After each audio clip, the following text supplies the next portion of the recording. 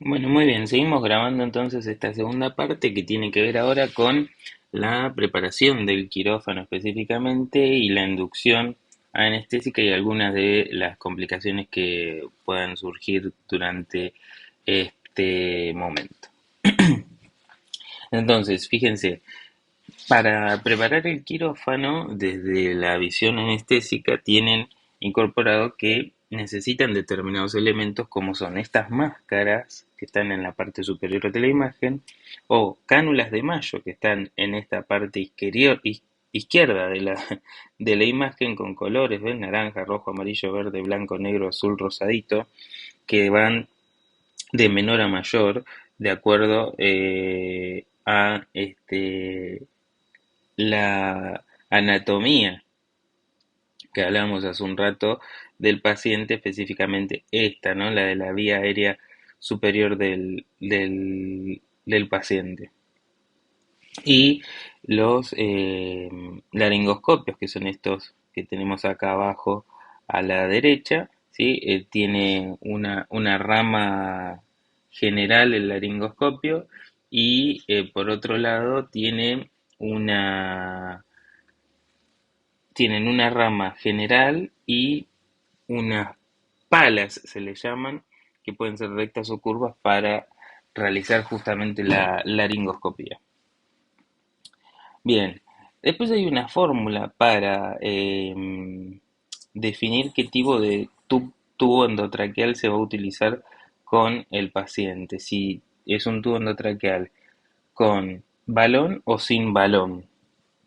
El balón es un método de fijación que tiene el tubo para que no se salga la tráquea, se escape el oxígeno o los gases o los gases medicinales que se vayan a utilizar, pero el balón se infla a presión de aire y eso puede comprimir el tejido endotraqueal o la mucosa endotraqueal y producir una necrosis posoperatoria, así que va a quedar intubado, no sé, 3 4 días el paciente. Entonces, se hace un cálculo de acuerdo a su edad y la fórmula sería la edad que tenga dividido 4 más 3 sería el tubo con balón que se debería utilizar.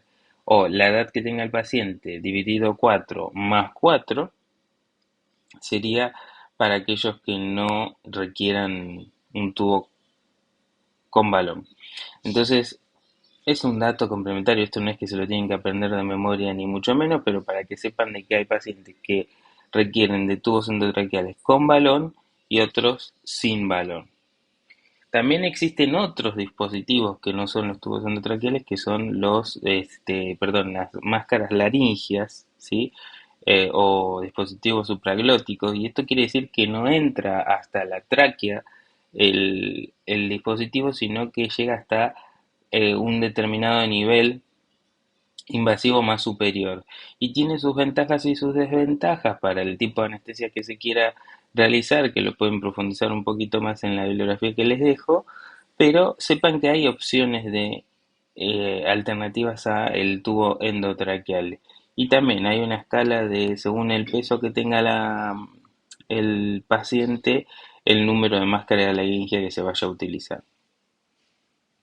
Bien, en esta de la preparación del quirófano, entonces vemos que necesitan dispositivos de asistencia respiratoria de vía superior no invasiva, como lo son las máscaras que vimos recién acá arriba, dispositivos de asistencia respiratoria invasiva intermedia, como las cánulas de Mayo que están acá a la izquierda, un dispositivo para la laringoscopía, que es el laringoscopio, y ya los elementos de intubación, como son el tubo endotraqueal, las máscaras supraglóticas o máscaras laringias, ¿sí? Y acá ya vemos, bueno, un respirador en la imagen de la izquierda, una bolsa de las que sirve para inyectar gases y asistirlo mecánicamente al paciente en el momento previo de la inducción, y estos caños que ven acá arriba que se llaman corrugados de anestesia.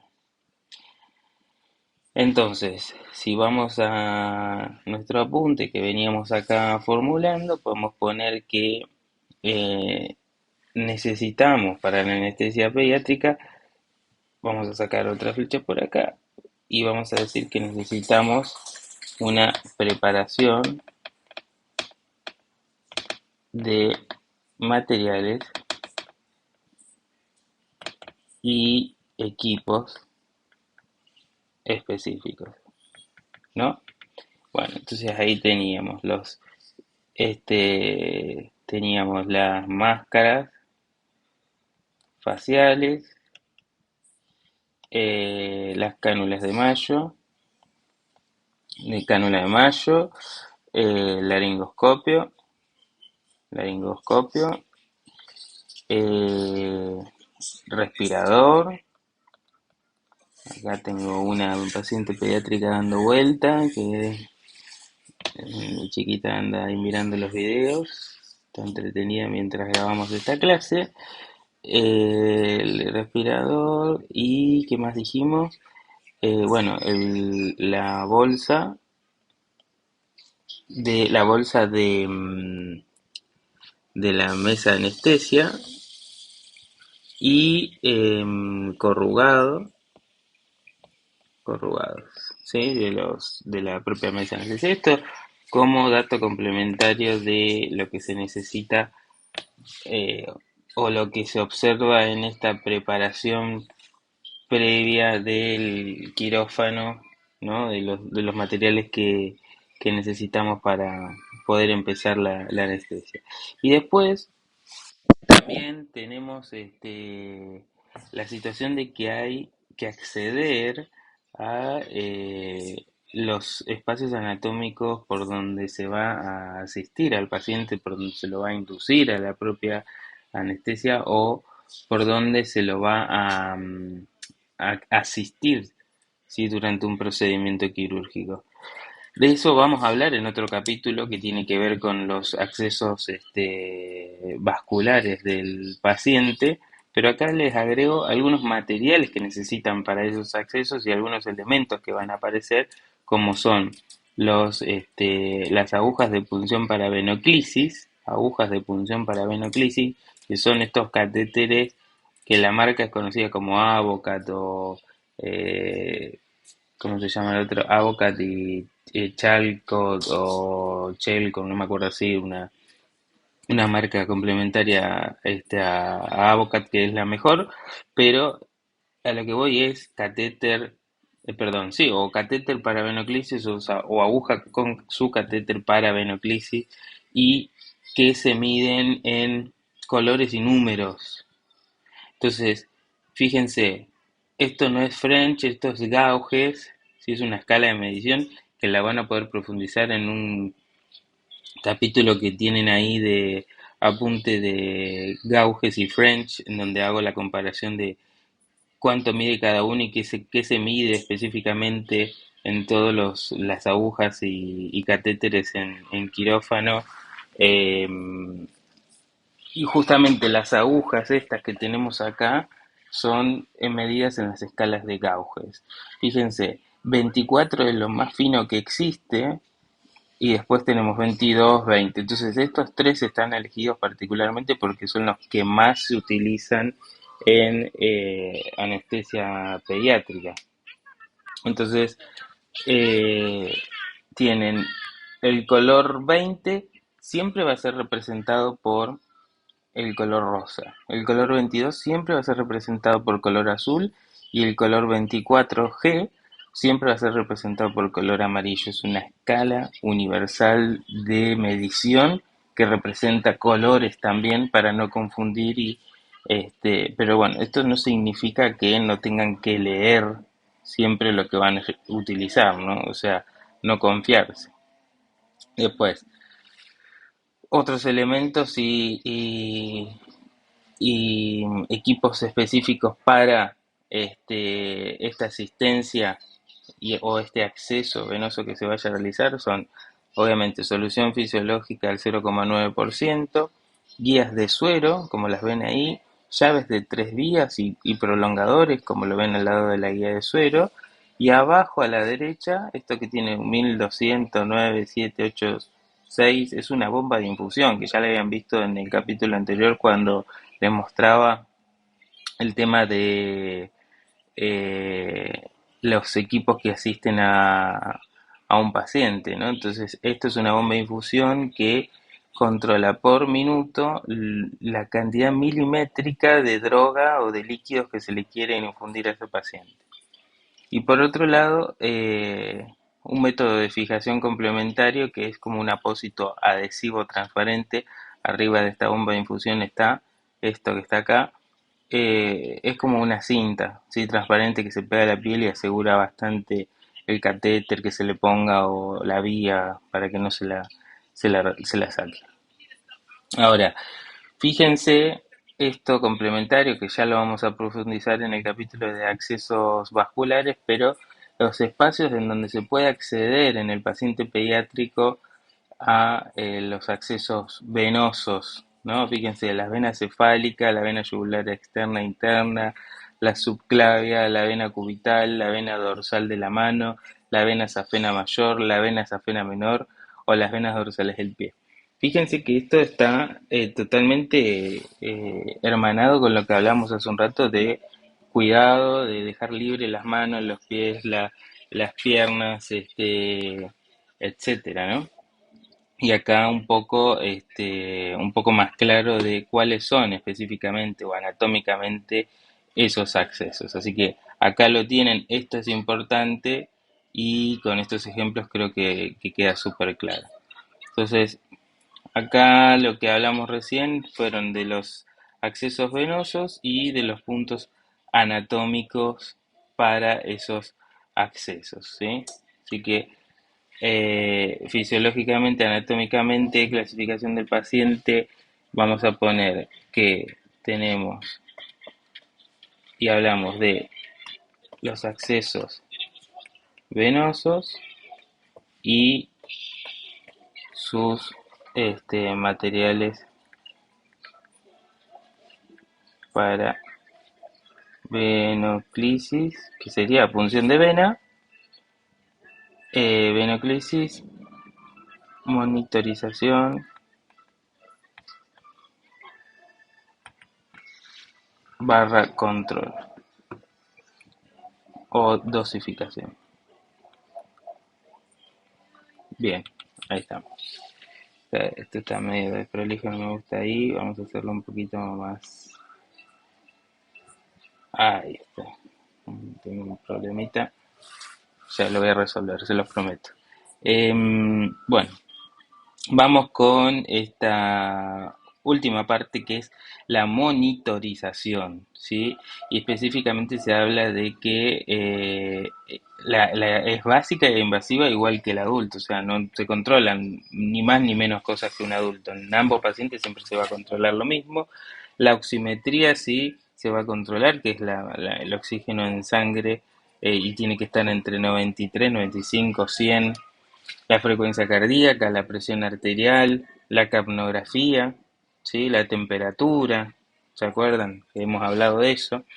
Eh, y particularmente de la temperatura se controlará de forma externa, o sea, con un termómetro en la piel, con un termómetro en el recto y con un termómetro en el esófago. Es decir, tenés tres controles de temperatura en donde los tres tienen que funcionar, los tres tienen que estar presentes de acuerdo a la complejidad de la cirugía, obviamente, que estemos hablando. Y para ello, obviamente, vamos a necesitar, acá a la derecha, abajo se ve un termómetro, es un cable, literal, que va conectado a la mesa de anestesia. No es el termómetro común que vemos y tenemos en casa.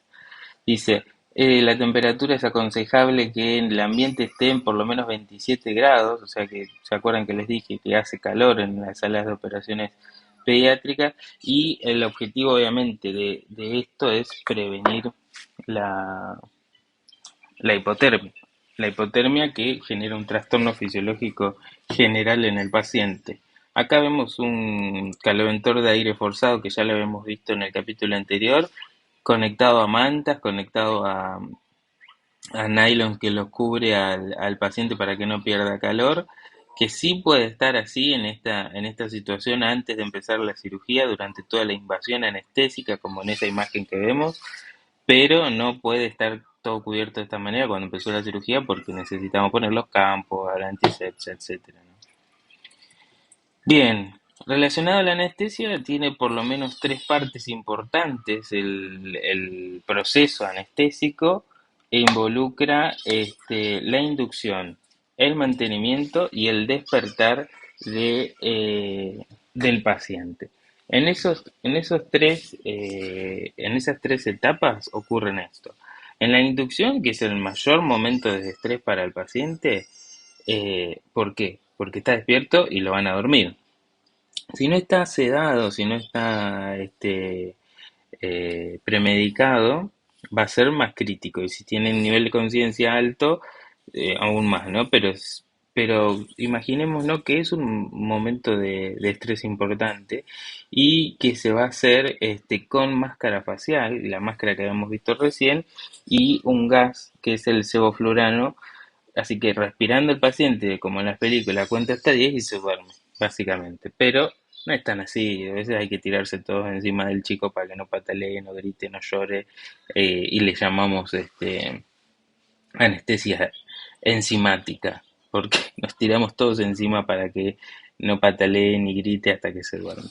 Pero bueno, nada, en realidad hay que evitar eso, ¿sí?, con la premedicación solamente. O sea, depende de un equipo interdisciplinario preparado y profesional para evitar esto.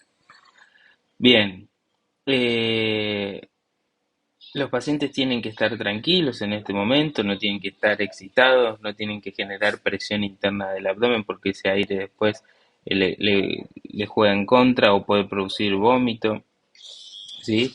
Y dice, no, los pacientes tienen que estar tranquilos y tienen que colaborar. Se le pide al paciente realizar respiraciones profundas siempre y cuando entienda y tenga comprensión, ¿no?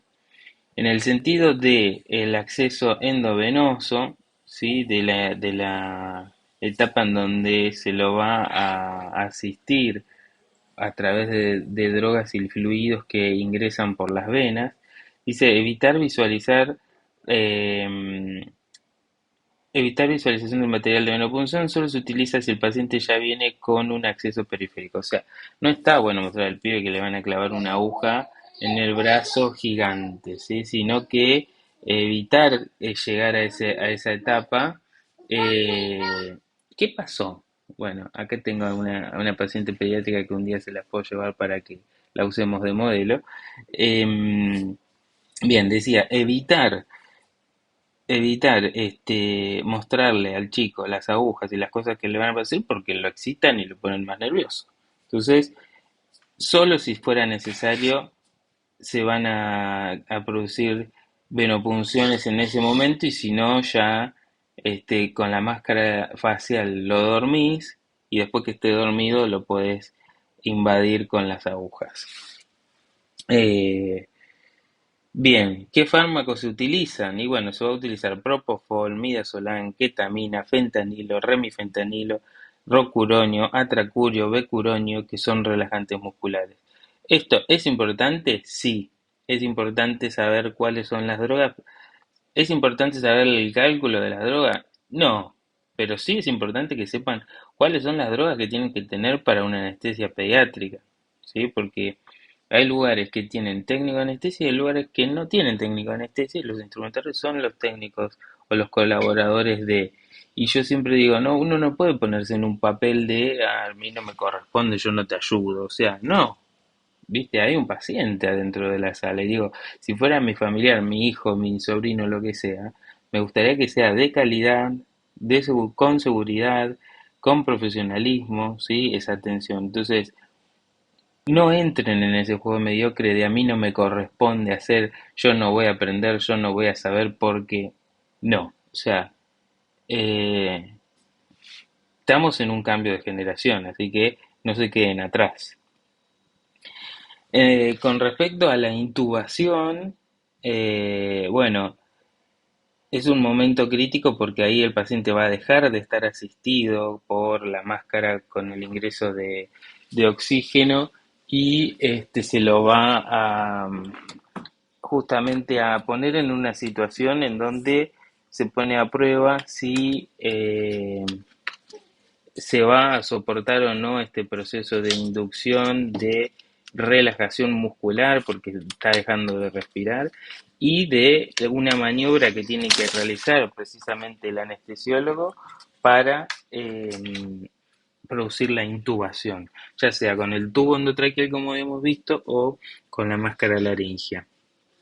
Esto tuvo que haber sido calculado, esto tuvo que haber sido inspeccionado antes, porque imagínense que el tamaño del tubo lo tuvieron que haber elegido de acuerdo a los cálculos que habíamos hablado y este, errarle en ese sentido es hacer una laringoscopía, como vemos que se está haciendo acá en esta imagen, y que no le entre el tubo después es crítico, o sea, puede lesionar las cuerdas vocales, desatura, es decir, pierde oxígeno el paciente y empieza a tener bradicardia, bradipnea, bueno, una complicación atrás de la otra. Así que es un momento crítico y no puedes fallar absolutamente nada en la maniobra de la laringoscopía o de la intubación.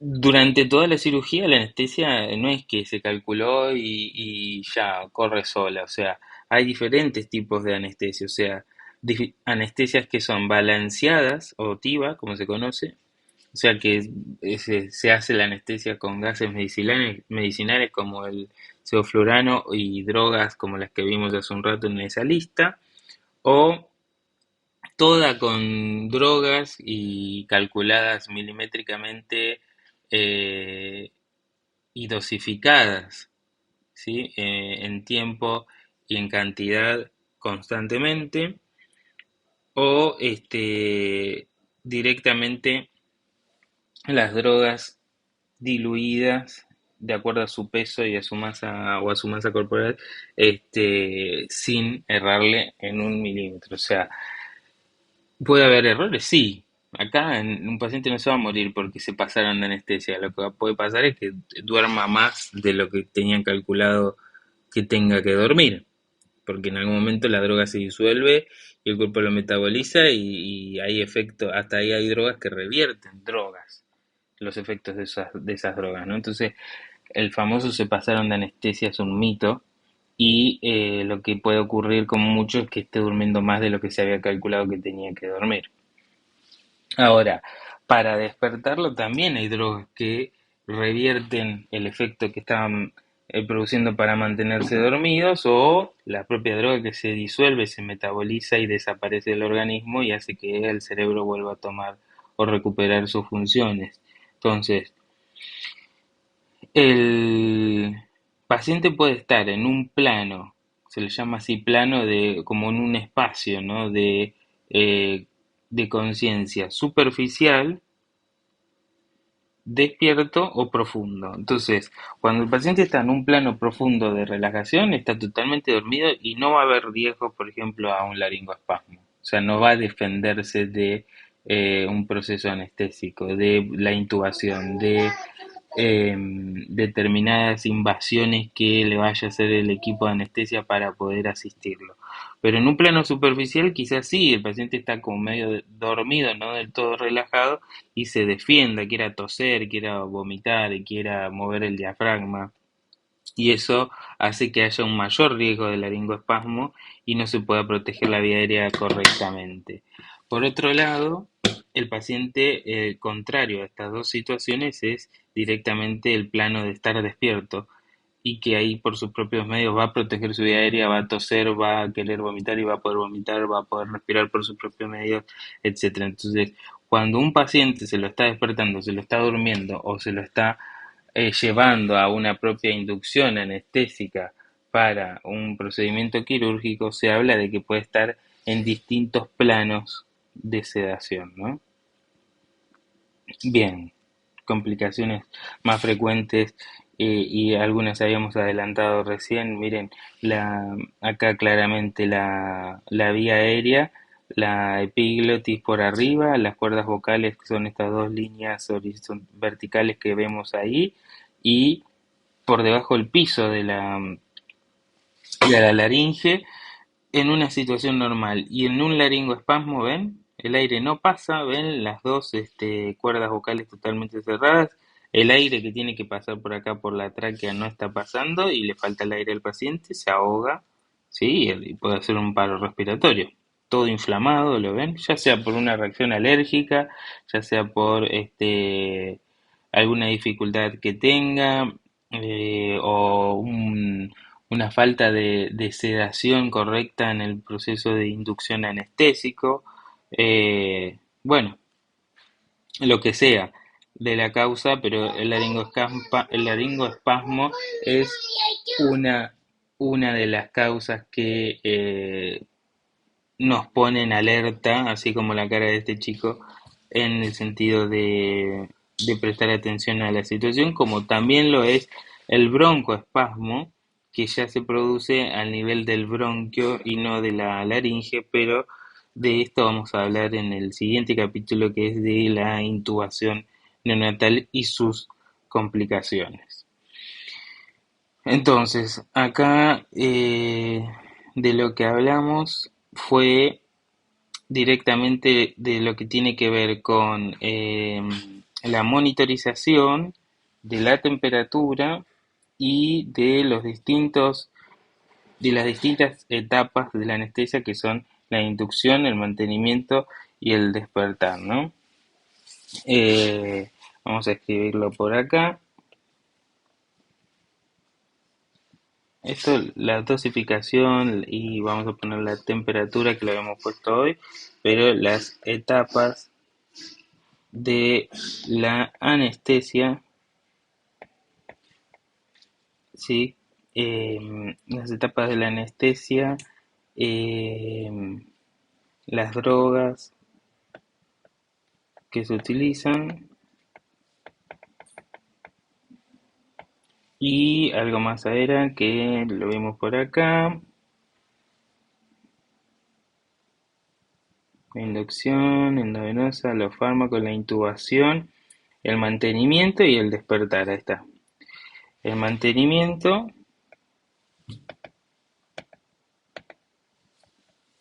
el despertar y la complicación.